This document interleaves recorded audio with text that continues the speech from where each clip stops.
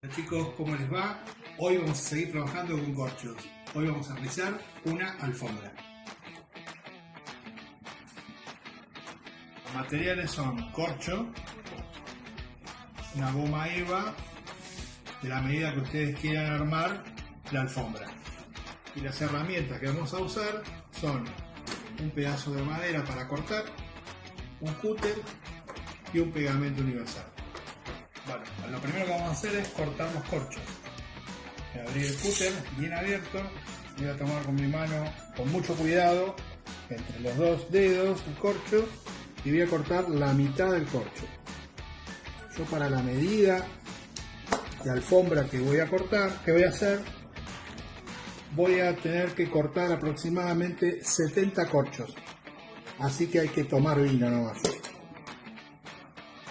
Bueno, yo ya tengo cortados mis 70 más o menos corchos, están en mitades, entonces les voy a hacer unos diseños para ver cuál me gusta más. Puedo hacer este tipo de diseño que son dos verticales y dos horizontales, puedo hacer todos verticales, puedo hacer todos horizontales. Bueno, voy a empezar a pegar los corchos, lo único voy a dejar un borde alrededor para hacer una terminación.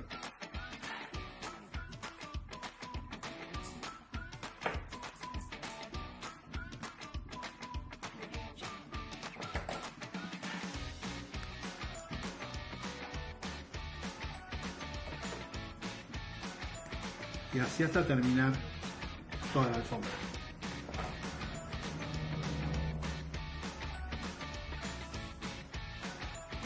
Bueno, para mi segunda fila voy a ponerlos al revés. Voy a pegar entonces dos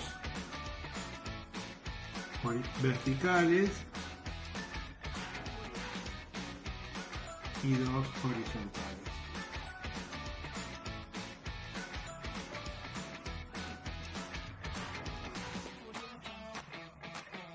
Así, hasta terminar la fila.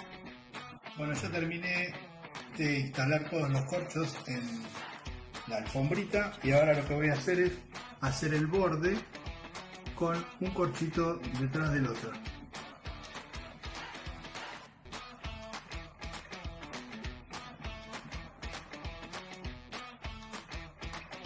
Bueno, aquí terminamos la alfombra.